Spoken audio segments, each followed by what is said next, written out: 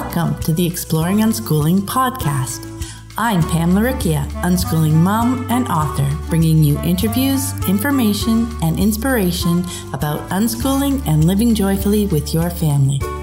You can find the episode show notes, your free Exploring Unschooling ebook, and lots more information at livingjoyfully.ca. And here's the show.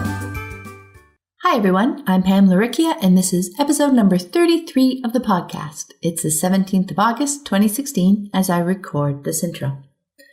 In this episode, I chat with Gwen Montoya about ways to consider everyone's needs and find a workable path forward when challenges arise. She shares lots of examples, which I loved, and we talk about tips for people who are starting to explore how to brainstorm creative ways to meet everyone's needs. We talk about how helpful it is to understand each other's personalities and ways to develop that deep trust that allows everyone to be open and more accepting of each other. Gwen's also a single unschooling mom, and she shares a bit about how she weaves work into their unschooling days. As a quick update, we just spent a couple of days up at my sister-in-law's cottage. We had long walks on the beach, swimming in the lake, and some great conversations about life. It reminded me of the value of unscheduled, quiet time. I love everything that I do, yet if I'm actively engaged for extended periods, there's not much room for new and unexpected things and conversations to flow in. And those unexpected things are often awesome. So I'm definitely playing with ways to weave my work into my life. Now, for this week's quote, I want to pull out something that Gwen said because it's such an important point, I think. She said, building the little bits of trust. I mean, it's not the big things that happen. It's not giant, big, grand gestures of trust. It's every single day. It's little things that build on each other. Building deep trust is really built in those little day-to-day moments. It's about the follow-through when your actions back up your words. We can say lots of things in the moment, make promises that the other person wants to hear so that we can move quickly past whatever the challenge is in the moment. And while they may be placated for that time, if you don't back up your words with actions, they learn over time not to trust what you say, not to trust you. Children or adults, trust in relationships is built on actions, not just words. And now, on to the interview with Gwen.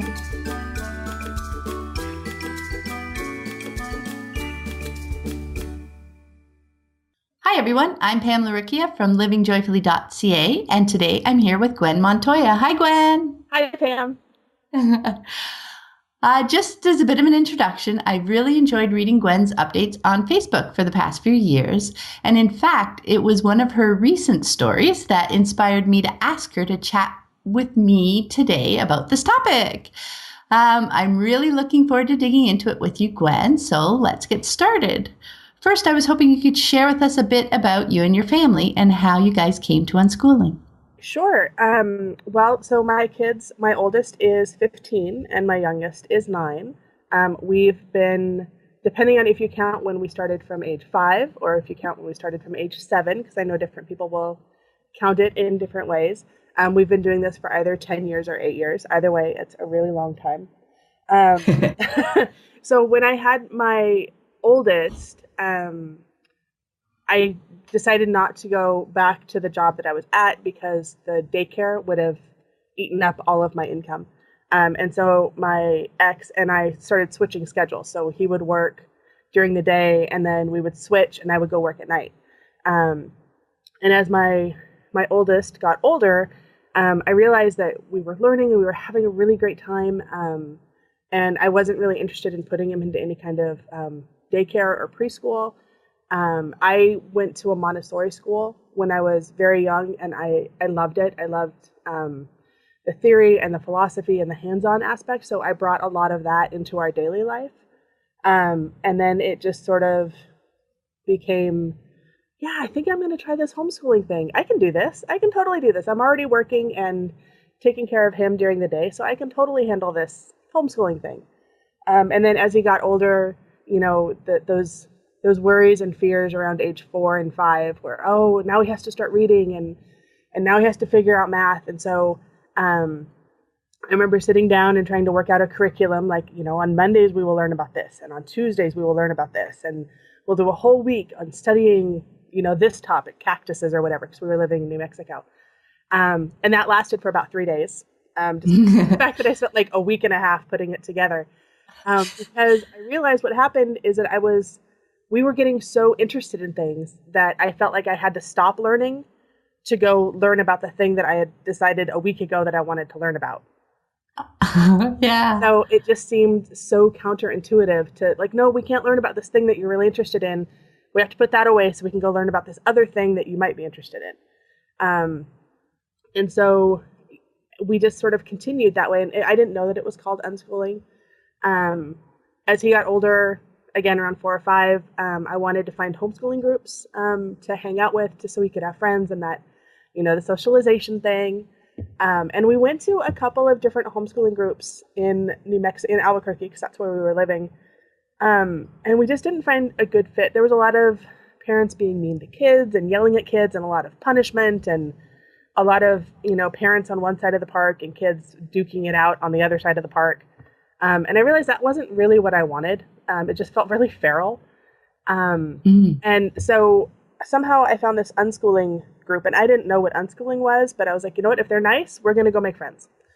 And so we went to these park days, and what I saw was parents really being kind to their kids and kids being kind to each other and different age groups playing without, fighting and without being mean to each other for the most part, because kids. And I just remember thinking, that's the relationship I want. This is the relationship I want with my kid. And so if that is unschooling, if that makes that happen, then I'm going to do that, because it felt more natural and more nice, because I didn't want to be on a blanket in a park complaining about my kids. I wanted to be in partnership with them and learning with them. And that's what that's what I found in that unschooling park group, was just kindness and generosity and connecting with their kids. And, kids ages from like 3 to 10 would play together, and they would make up the games, and then they would like stop playing together, and then they would come together in a different group of kids, and it just felt so gentle and flowing. And I just love that. So that's how I found unschooling. Wow, that's so interesting. I love that story, Gwen. Yeah, it was amazing. And then I had my youngest when my oldest was 5. So then I had a baby. I was wearing a baby and my 5-year-old. And so we've just always been unschooling since then. So I guess, my youngest, they've never been to school. We've always been at home. And then so from age 5 for my oldest until now, and he's 15, we've been unschooling. Well, that's beautiful. I'd love to hear a little bit more about your kids and what they're up to. What kinds of things are they interested in right now, and how are they pursuing it? Well, my oldest is, like I said, he's 15, and I think from my observations of unschooled teens, it seems to be a rite of passage to get really interested in manga and anime at some point. So I knew that was coming. I knew that was going to happen, and he is. He's very interested in manga and anime.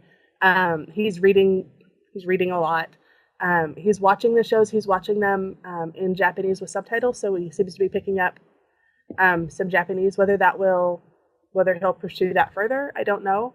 Again, I know that's a really common thing for a lot of unschooled teens to do, is to start picking up some Japanese. So if that happens, that happens. He's also an artist. He's been drawing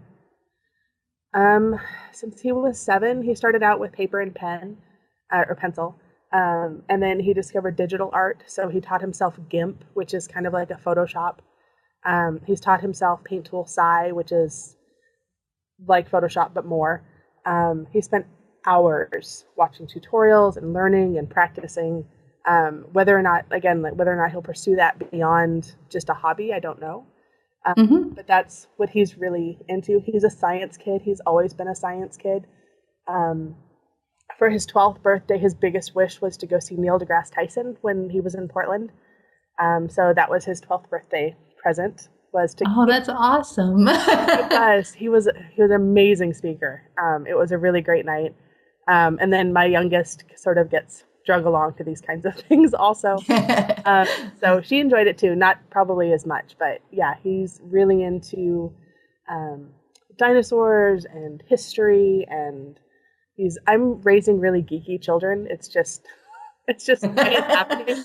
I think it's our nature. I think it is. I think they follow the kind of stuff that we're interested in. So yeah, we listen to podcasts like the Star Talk podcast and some other ones. I've given him the option and told him about the Coursera and the MIT classes that he could take online if he was interested. He hasn't done that yet. He's not really, neither of my children are really interested in classes. Mm-hmm. I'm always offering because I think the classes sound really cool. I would like to take the classes. But the kids are like, no, not really. He took Taekwondo for 6 years, so he's a black belt in Taekwondo. And I think that got all of the classes that he would ever want to take. He just he did it that way. So yeah, he's very much into the manga and the anime and pursuing the interests as they go that way. And obviously, whatever he's interested in, that influences his drawing. So he draws a lot of wolves. He draws a lot of anime characters now. It's sort of interesting to watch. My youngest is 9. And she is apparently a crafter, which is interesting because I am not. We went up to a local place called Art a la Carte that's sadly closing at the end of the month. And it's sort of a big open art studio with all sorts of materials. And I mean, I'm a homeschooler. I've been doing this for a long time. So I thought I had a pretty good art stash of stuff to like spark creativity, but it was nothing like this place. And we've spent hours there. She loves it. So she likes to build things and create little, especially the miniature kinds of things. Mm-hmm. So she's a very big fan of a YouTube and blogger person called My Froggy Stuff. That she's amazing, and she does these little intricate crafts from scratch. Like you make a little TV for your Barbie, or you make a Harry Potter book for your Barbie. So we do a lot of crafting. Which, again, I am not a creative person, so how I managed to create 2 creative people is kind of I know. An interesting question.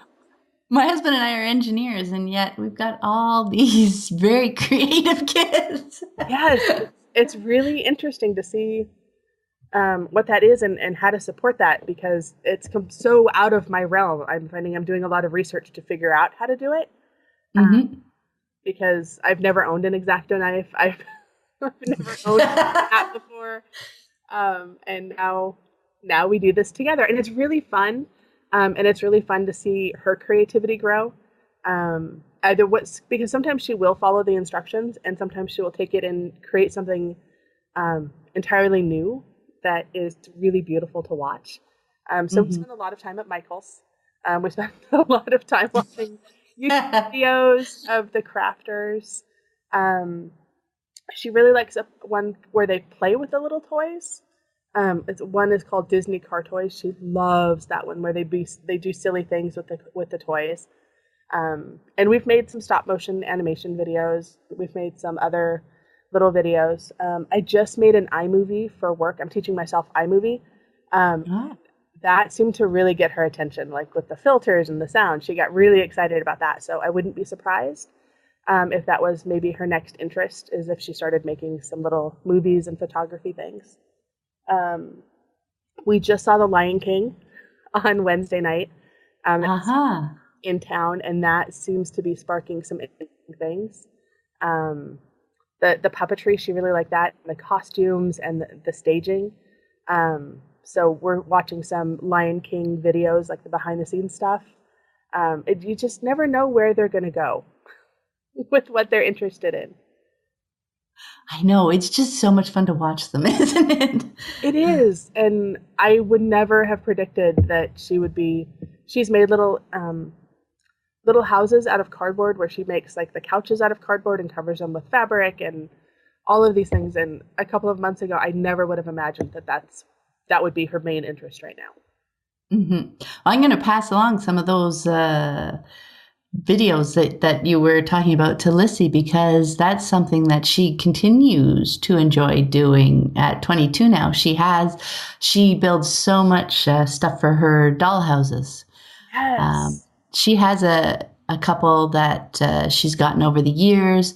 In New York, she didn't have them because they were too big to bring from home. So she built one out of cardboard boxes, which she decorated, from curtains to rugs to furniture that she builds all on her own. So yeah, it's really fascinating stuff. It is. And I think one of the things that Zoe, I think really, she's much more interested in learning about the relationships between people. She's very much more observant about that kind of thing than Jamie ever was. And the My Froggy stuff is actually a mom and a daughter doing it together. And the Disney Car Toys is a mom and kids doing it together. Oh, wow. And it's really fun to watch. They're so sweet. The interaction between everybody is so sweet and so much fun. And I think that really appeals to her. Yeah, Lissy would love that piece too, because relationships, interactions, yeah, that's something that she's always been fascinated by. So thank you. That's very cool. I was wondering if you could give us a bit of an idea of the general needs that flow through your days at home with the kids. Are you guys pretty similar personality-wise, like introversion, extroversion scale, or is there kind of a wide range of needs that come up during the days? Thankfully, we're all very similar. We're all introverts, very much so, which means that when we go out and we are active and we're doing things with friends, I know that the next day needs to be a home day. It needs to be a recharge day, which means it's easier to meet everybody's needs for the most part, because I don't have one that is desperate to go out and one that is desperate to stay home, because as a single parent, I really don't have that option, although it's easier as they get older. But for the most part, we tend to be on the same page as far as introvert and extrovert. We are longtime cat shelter volunteers. I think this is our 7th year. So that is, we have some solids in our week that happen every week, and we work around those. But beyond that, we're mostly on the same page, which is really good. Their sleep schedules are mostly matched up, which is helpful. We joked that our interest level is either off or 100%. So we're similar in that way too. If we're interested in something, we are very, very interested in it, and almost to the exclusion of other things. And we tend to all work the same way, which means it's pretty easy. We all tend to get interested in something at the same time. So, Jamie may be in one corner doing his thing, and Zoe will be in her corner doing her thing, and I'll be doing my thing. And we're interacting, but we're also focused on our own things, which is really nice. Mm-hmm. Oh, yeah, that sounds nice. I imagine, though, there will be times when some conflicting needs or desires arise. And I was wondering if we could talk about some of the ways you work with your kids to explore the roots and the parameters of what it is that they're looking for. Like if they want to do something and it turns out to be at odds with something else that's going on, maybe your shelter time or something, it helps to feel out how they might feel about waiting a day or even a week and so on. I know that's what I felt, is to dig in to understand their need a little bit more, because that also helps discover the room that we've all got to play with the possibilities to find a path that works for everyone. So I was wondering what that process looks like for you, and if you're more likely to do that kind of stuff with your kids individually or everybody together as a group trying to work things out, that kind of stuff. Yeah. So my youngest is not to the point where patience is a thing yet. She's not very good at waiting until next week. But because I'm self-employed and I work from home, it's fairly easy for me to rearrange my schedule. So if it's something really important, I can just rearrange our week, and we can do that really fast. We did have an instance at the mall on Sunday. She wanted a smoothie from the smoothie store. But the mall was closing in 10 minutes, and the smoothie store was at the other end of the mall, and I knew that we couldn't get there and back in time. And she was very upset that was not happening. And so a lot of times we work together to come up with a solution. I'm older, so I have more experience and practice with that, but the kids are just as likely as I am to come up with something, because they all know that we're working towards the same goal, which is the best outcome. So Zoe's solution was to come back to the mall the next day to get the smoothie, which I didn't really want to go back to the mall the next day. I was scared of the mall. But I knew that it was really important to her. And I also knew that Jamie, my oldest, would be fine going back to the mall because then he could do something that he didn't get a chance to do. So we spent a lot of time at the mall this week, which is more than we normally do. But building the little bits of trust, I mean, it's not big things that happen. It's not giant, big, grand gestures of trust. It's every single day. It's little things that build on each other. And so knowing that she could say, well, can we come back tomorrow? And I would say, okay, sure. And then she would trust that I would actually take her back to the mall the next day to get the smoothie. And that's all she wanted was there's something about the smoothie, and that was just what she needed at the moment. It just wasn't going to happen that night. And so figuring out a solution, and honestly, I was stuck because I was stuck on the solution of the store is closed. We can't possibly go there. That's the end of the story. And Zoe is a little more flexible in her thinking. And so her solution was, wait, we can do this tomorrow, which was really cool because I was feeling very stuck and she was also feeling stuck, but then she could also come up with a solution that worked for her. And she still wasn't happy about not getting it that night. But knowing that we were coming back made it easier to transition. And I think that there's a lot of things that happen like that where we work together to come up with a solution that works for everybody. My kids are really different people. They get along. I'm really blessed that they get along really well most of the time, and they like to hang out with each other. But sometimes one person wants to go one place and somebody else wants to go to another. And so sometimes that looks like, we go to one place and then we'll come back and go to another place another time, or sometimes we can squeeze them both in on the same day, depending. But I think they're patient with me because I'm patient with them, and they're patient with the situation because they understand that I'm doing my best. And there's only so much we can do in a day, and I don't have a clone yet. I haven't mastered that technology.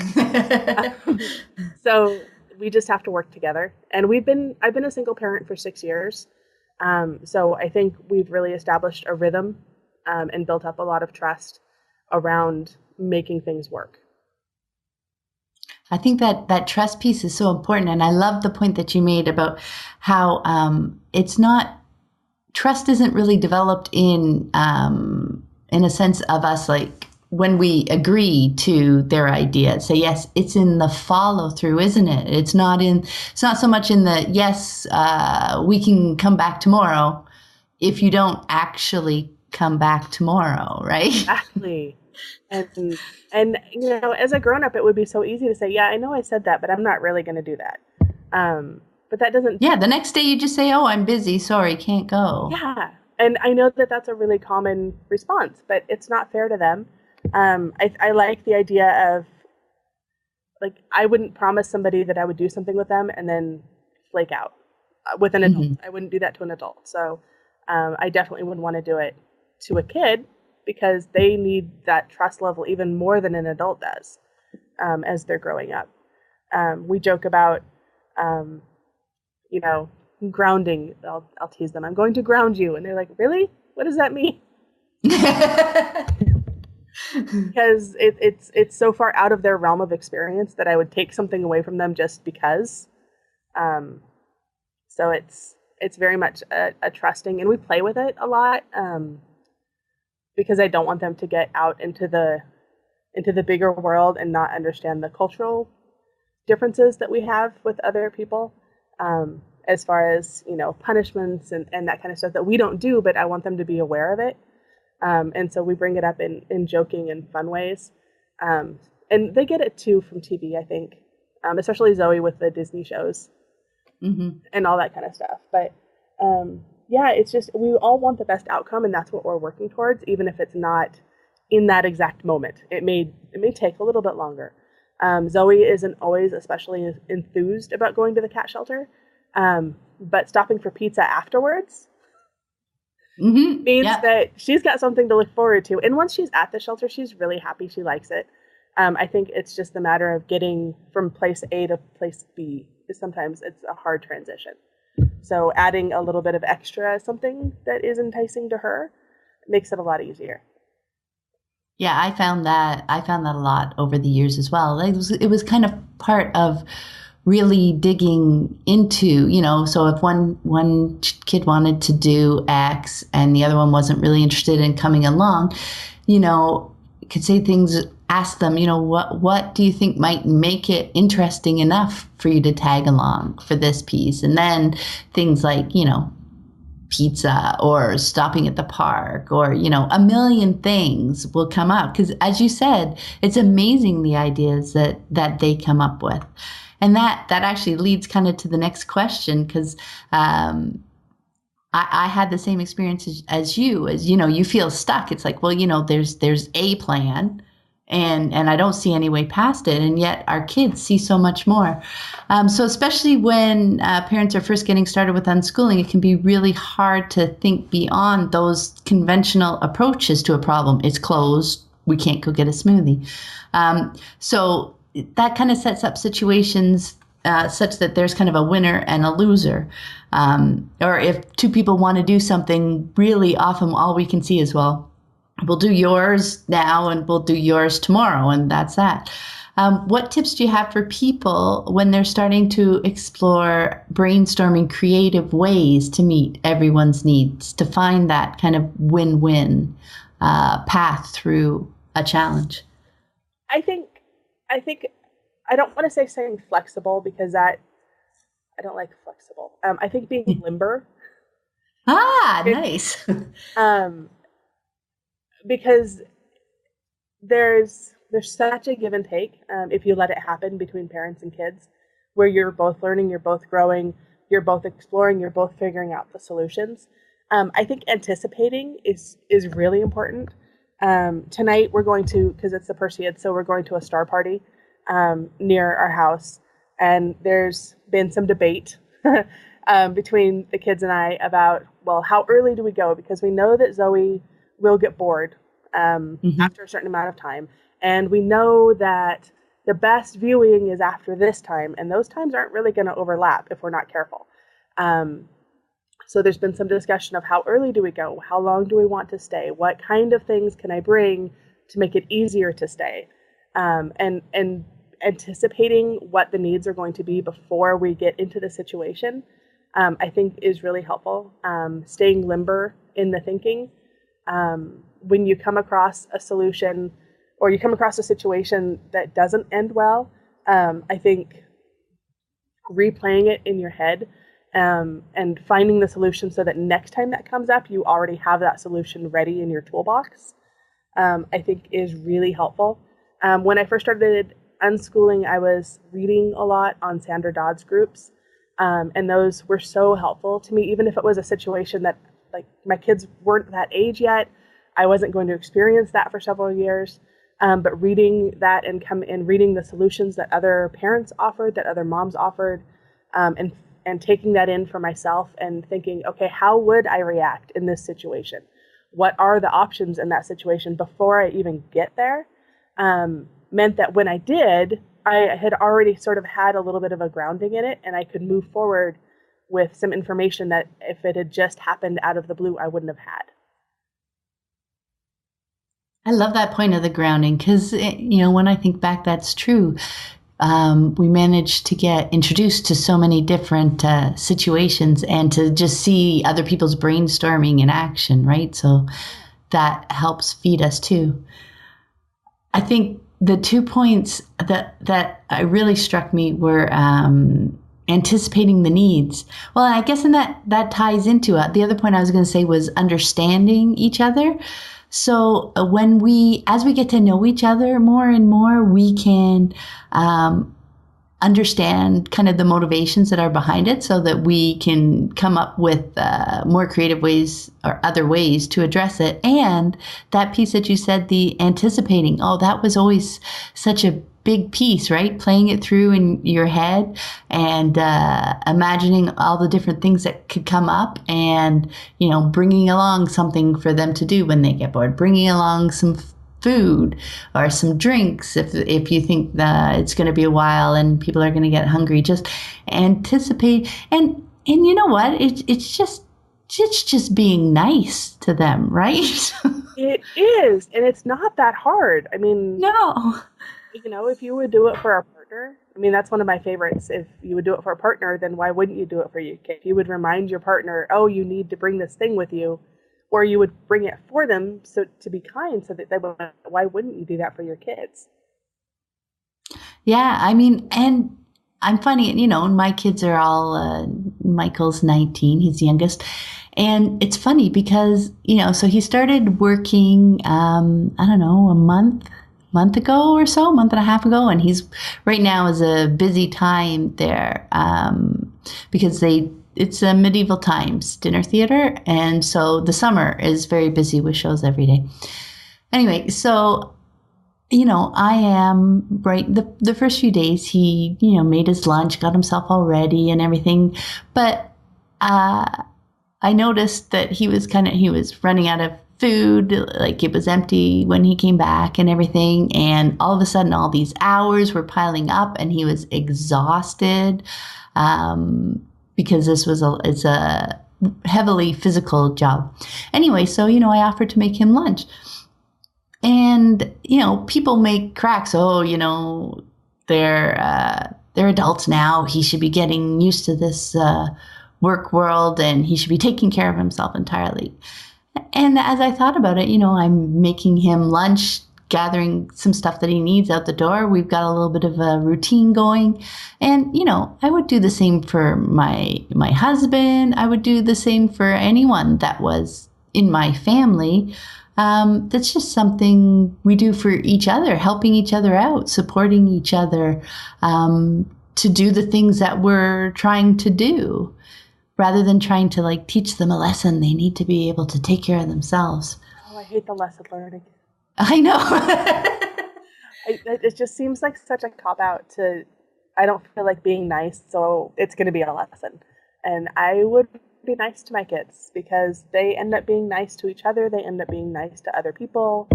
They end up being nice to me, which is lovely. It's so much better when you're nice to your kids. It really is. And they do. And, it's the way you treat another person is the way they treat you back.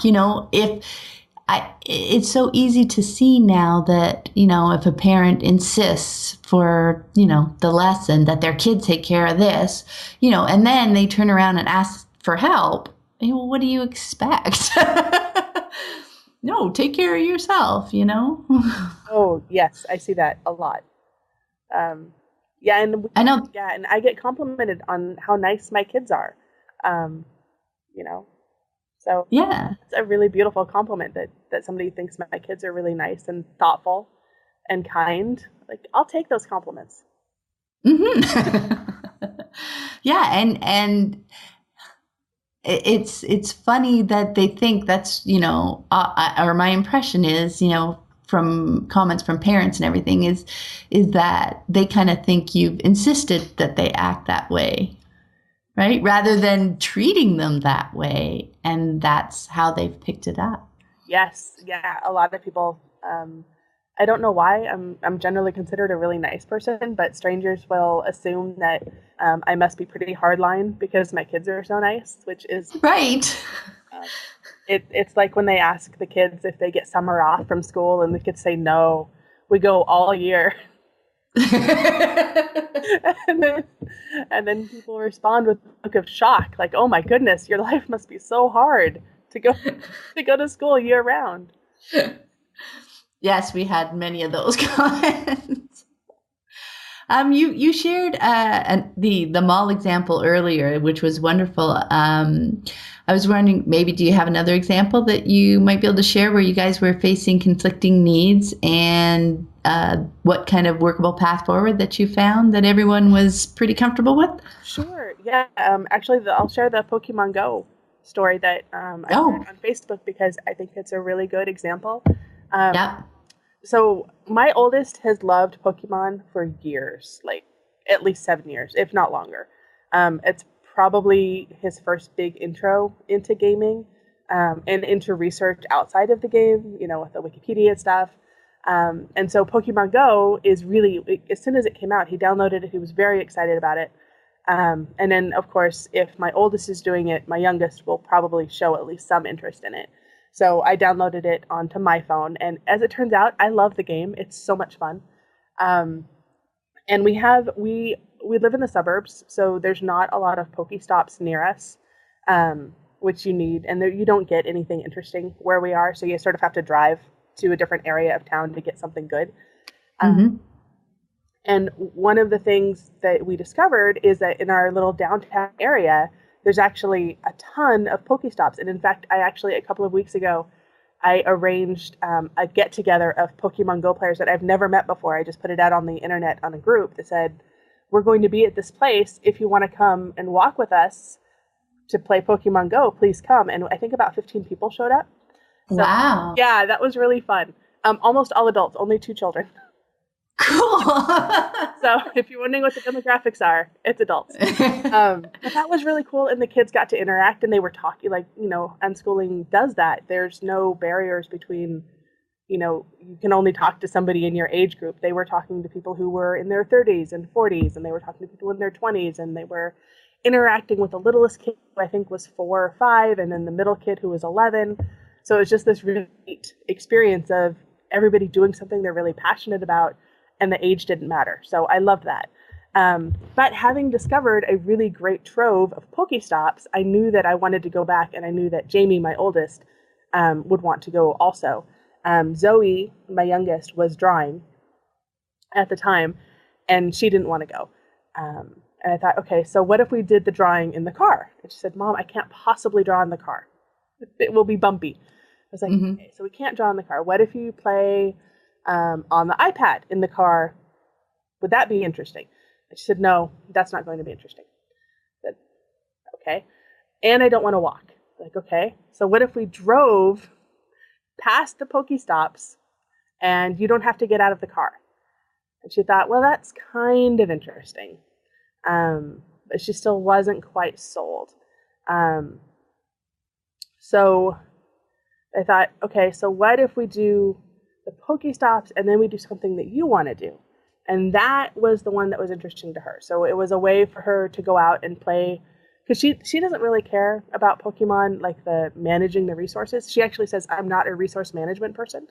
But she likes catching them, and she especially likes catching the rare ones. So to be able to do that, and then we would go, drive through the areas, and she wouldn't have to get out of the car, and she could do the things in a level that she was interested in. And then she wouldn't have to do the stuff she didn't want to do, but we could do things that she wanted to do afterwards. And she really liked that idea. And that worked. That kept everybody interested. It kept everybody happy. And I think we ended up with milkshakes at the end of the day. So that worked also. I know that it's once that level of trust has developed in that, they know that when you kind of come up with a plan, everybody's going to follow through and or bring up any new issues that arise along the way. I've just found they're so willing to bounce ideas around, aren't they? They're so willing to try and see if everyone can find a path forward, aren't they? They are, and we tend to do it. I mean, we're always together, so we tend to do it in a group, and it doesn't feel like we're all going to sit down and now we're going to bounce ideas off. It's very casual and organic. It's always growing and changing, which is great. They take turns riding in the front seat of the car because there's only one front seat and 2 children.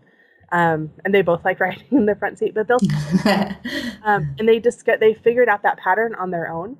And they're just as likely to give up their front seat turn if they feel like the other one needs it more. My oldest gets car sick, so he will take the front seat on longer trips. And my youngest is fine with that. She doesn't mind. But sometimes they'll both be trying to give it up at the same time for whatever reason, just to be nice to each other, which results in, no, you take the front. No, you take the front. Just somebody get in the car. But they're really sweet. Sometimes they'll both sit in the back seat. It's very strange. And which is not my experience. When I was growing up, getting in that front seat was a big deal. Like my brothers and I would race each other to the car, shove each other out of the way to get to the front seat. And it's things that were a big deal when I was a kid, as far as like permissions and who has more power. It just doesn't come into play with my kids. When my kids were younger, or, because my kids went to school until, I guess, Joseph, the oldest, was almost 10. So I don't know if it was, from that, or maybe it's personalities, but, or with 3 kids, I did find for a while in our first couple of years, as we were getting to know and trust each other more, I found it helped to talk to each of them individually when we were trying to work something out, because then I could totally hear what they were saying. There weren't interruptions, somebody else trying to interrupt, or, trying to get their message across.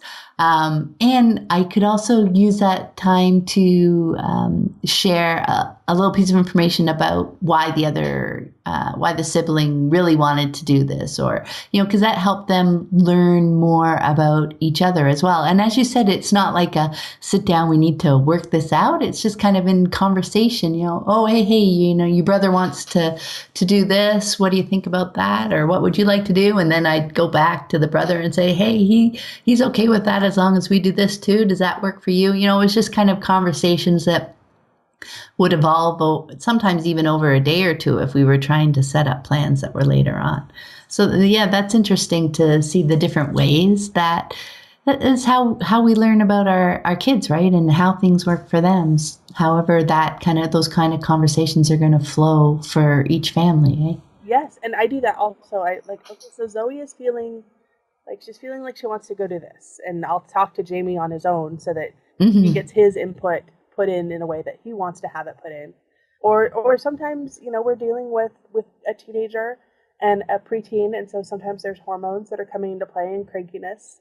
So I'll say, okay, so this person, your sibling is feeling, they're feeling really touched out right now, so let's give them some space. Or they're feeling, like there's too much noise, so let's go, give them some space so they can recharge a bit. Or, they're feeling really uncomfortable today, so let's give them, let's be more supportive.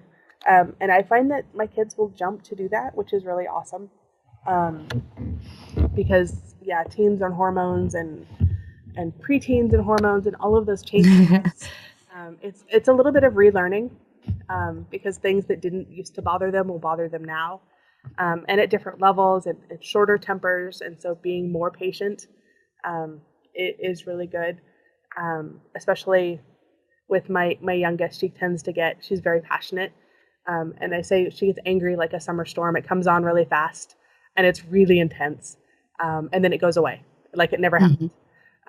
And so my job in that instance is to be the center, to be the ground, and to not move, and just let her sort of storm about, and then when she's ready, to go talk to her, because she's not my oldest. Anything that goes through his head, he will share with me at any time. My youngest is more of a mystery in a lot of ways. She doesn't share, so a lot of it is more observation. And I think if we weren't homeschooling, especially if we weren't unschooling, I think I would miss a lot of things, a lot of cues, to make her transitions easier, because she's not going to tell me that she's upset about something. She'll bring it up 3 weeks later, but she won't say anything in the moment. And so really being in tune and observant has been really, really helpful. That's a great point, yeah, because I have my kids are a wide range too of ones who will share a lot of information, and let you know how they're feeling, what they're thinking up front. And then ones where you're looking for more of the kinds of just cues by seeing what they're doing and what choices they're making and that kind of stuff. And yeah, the conversation like a month later. So yeah, that's it's really cool. And you know what else I found is they're quite open to hearing those little tidbits of information about, because you're sharing, I imagine you too are sharing those tidbits about yourself, about your children, and everybody's just kind of learning more and understanding each other better, right? Oh yeah. And with my oldest, because she's not likely to verbalize something, I find that I verbalize it for myself for her, and she'll be comfortable opening up about it. Like at the Lion King was amazing. But at the end, it got louder and louder, and she was very noise sensitive. And so by the end, she was watching it and loving it with her hands over her ears. And I knew that she wouldn't say that it was too loud. So, casually walking out, I was like, wow, that just kept getting louder and louder. And that felt like it was hurting my ears. And then she would say, yes, it did. It was really loud. But Cool. But if I hadn't led the way and given her, and this is something I've just learned in the past year or so, if I hadn't done that for her, if I had said, oh, was it too loud for you? She would say, no, it was fine. Because that's her personality. That's real. Yes. I found that too, rather than see when you pose a question, it's more of, I was going to say imposition. I'm not sure that's the right word, but yeah, when you just sharing observations, that invites conversation so much more easily, doesn't it? It does, and she tends to take, it's just a personality thing, but she tends to take a question as an accusation. Mm-hmm. So then she immediately gets defensive, which for a long time, that's the way I work. It's not the way my oldest works. And I had my oldest for 5 years before Zoe came along. Yeah. So I was trained differently. I was trained to be a Jamie parent, not a Zoe parent. And so it took some time. And because I am also somebody who will say anything that comes to my head. And Jamie is the same way. So we're similar in that way. So working with somebody who doesn't approach it that way was definitely a challenge. And I've also figured out that if you ask Zoe a question, she gets defensive immediately. And it doesn't matter what the question is. Mm-hmm. Are you hungry? She'll say no, but she is hungry, but I don't know, it's a thing. So we just approach it a little bit different because each child is different. And so the parenting and the reactions need to be different. Parenting is definitely not a one size fits all. Yeah, that's a great point. I was just looking at the next question. I think we've mostly covered it. It's been very fun. I'm going to read it out, see if there's anything else. Wanted to talk about the high level of trust that develops when everyone's confident that their needs are going to be considered by everyone in the family. And as I mentioned, I found that my kids would notice when their sibling was really invested in something, like you mentioned with the car seats and stuff, and pretty happily back off. They knew that a time would come when something was super important to them, and the others would return that favor. So that's another consideration that sits, a consideration of the person, not just of the activity in front of them. So I was just wondering if you'd found that give and take in your family. Very much, yeah. Jamie was at, their dad took them Jamie just turned 15, so he had some birthday money to spend. And their dad took them to Barnes & Noble so that Jamie could get his manga fix.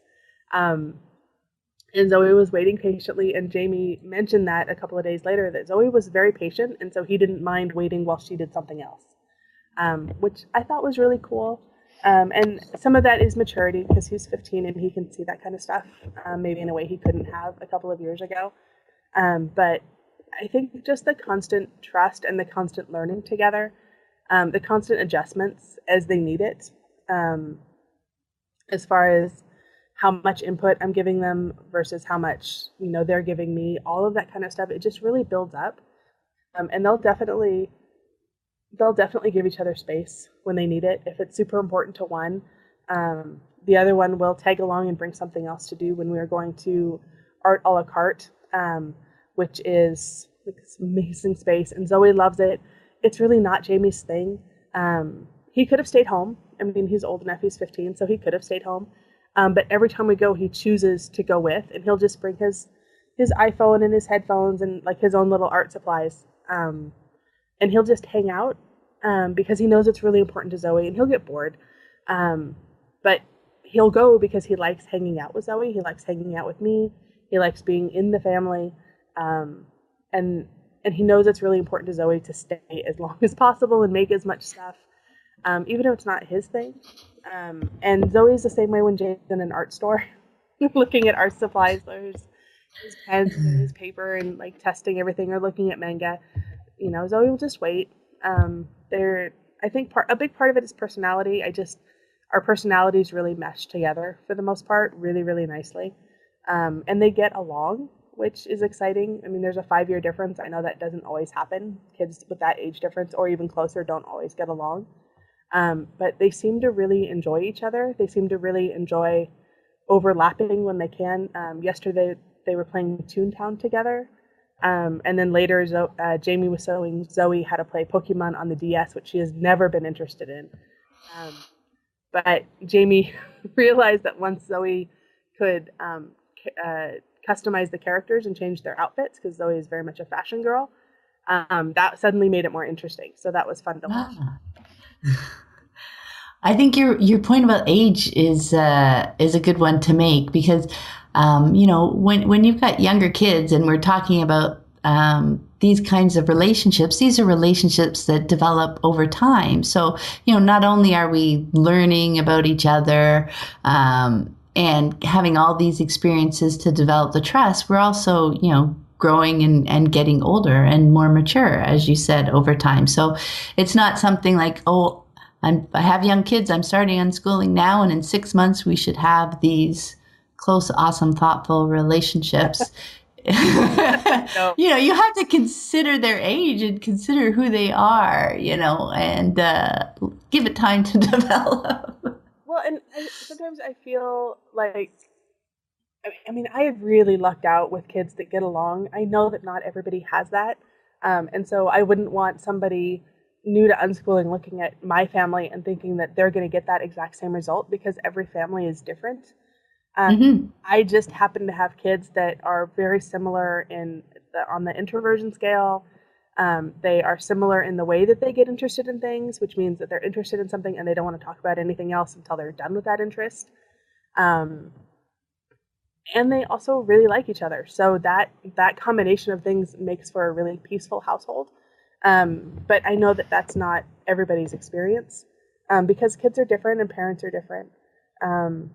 And I think part of it being a single parent and we're much more of a team oriented for the past 6 years, I think, than we would have been otherwise, just because there's just the one of me. And so I just have to manage it. We have to manage it together. And so it's very much of a cohesive group kind of idea rather than individual people, when we're working on a project together. And I think that makes a big difference. Not every family is going to be like that. And I don't think that all siblings necessarily have to like each other. They don't necessarily have to grow up to be friends. I hope that my kids will grow up to be friends, but I know that is fairly common also to get to a certain age and then, sort of lose interest in your sibling. And so I would expect that to maybe happen also, maybe in the future. I don't know. Yeah.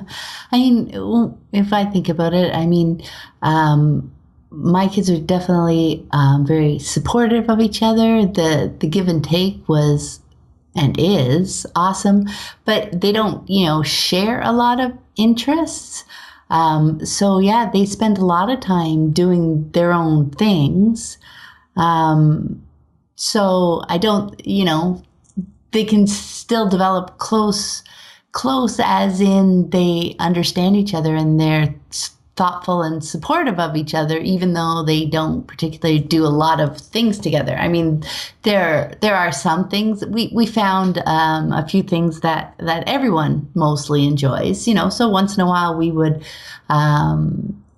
do that. Mario Party was like our family video game, right?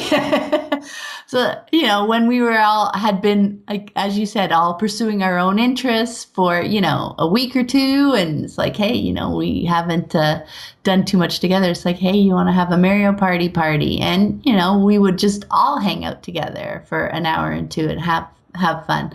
But I didn't find that the need to kind of share interests was kind of a precursor to having thoughtful and caring kind of relationship. Yeah, and one thing we do almost every night, and we've done it as part of our sleep routine, is that we watch a show together, which is Sweet. A really lovely way to end the day. Right now we're watching Scrubs. And there's been times when that didn't happen because they couldn't agree on a show, to the point that they would rather not watch anything than find one that they could agree on. But Scrubs is tickling everybody right now. So Zoe doesn't remember watching it. She's seen some of it when she was much younger. But it's all new to her, and it's refreshing for Jamie and I. And it's just a really nice way to close down the day and hang out together in a really low-key, low-stressful way, which is really nice. Yeah, that's awesome. Before we go, I had one last question. I thought it would be fun to hear from you a bit more about how you weave you're working from home. You're working in the digital marketing space, which is very cool. So a little bit about how you weave your work into your unschooling days.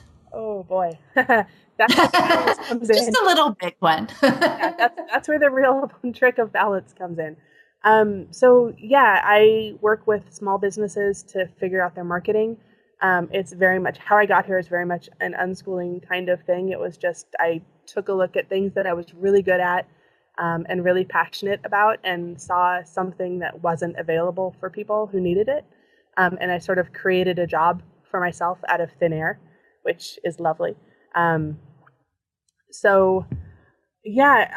things go well, the kids will sleep later and I will get up earlier, and then I'll have time to work during the day. As they get older, it's so much easier. When they were younger, they would have to go to meetings with me, so I would pick coffee shops that had really good treats, their favorite treats. There's a coffee shop that does amazing cinnamon rolls, so I always made sure that my meetings were at that coffee house, so that I could get them a cinnamon roll to snack on while I had my meeting, and that worked really well. And then afterwards, there's an art store next door, so we would go to the art store, and there's a board game store, and we would go to the board game store. So it became sort of a half-day outing rather than just mom being boring and doing her thing. I do a lot of work online via Skype or email, or I have a small marketing group that I run every month, which means I can do it through Facebook and email, which means I don't necessarily have to leave the house. I've set up my work so that I can do it from almost anywhere. Almost anything I need to do, I can do from my phone these days, which is lovely. So even if we're on a road trip to the coast, when we pull over for a snack break or a bathroom break, I can hop online and do some work really quick for 10 or 15 minutes, and then get back on the road, and my clients don't feel that I'm letting them down, and the kids don't feel usually that I'm letting them down. So that's how I work it. It's definitely gets easier as they get older. Technology is amazing. I love it. I love that I can work almost exclusively from my phone as long as I have a good Wi-Fi connection. That's how I'm doing it. It's definitely a challenge. The balance, that's where it comes in. And I have some days I only take client appointments a couple of days a week so that I have lots of kid time. So that's how I'm doing it. Oh, that's brilliant. I loved hearing that. It is, I guess, I don't really like the word balance, as in, because it just it brings the word equal to mind. Oh. But definitely, well, I didn't mean for you. I meant, because I was about to say it's the flow. I'm going to go with the flow, to be able to, like you said, when you've got 10, 15 minutes here or there, when you're stopping, you can flow into that work and flow. I love the cinnamon bun story because that's like my favorite treat. Well, thank you so much for taking the time to speak with me, Gwen. I had a really, really great time. Oh, I'm glad. I really enjoyed talking to you, Pam. That's awesome. And before we go, where's the best place for people to connect with you online? I'm on Twitter at Montoya PDX, and the same for Instagram if you want to see pictures of my dog. I'm on Facebook, Gwen Montoya. If you find a picture and it's a person with a cat on their back, that's my business page. There's a cat at the shelter that likes to climb on my back, and I love that picture. It's not very professional, but it's my favorite picture. And there's another one, another Gwen Montoya in front of a colorful wall. That one's me. If you want to friend me, feel free. That's awesome. I will share that information in the show notes. Thank you again and have a wonderful day. Thank you. Bye, Pam. Bye. Thanks for listening. I hope you found it helpful. You might also like the backlist episodes at livingjoyfully.ca/podcast. And if you'd like to immerse yourself in unschooling ideas and inspiration with a group of like-minded parents, check out childhoodredefined.com for information about the Childhood Redefined Unschooling Summit.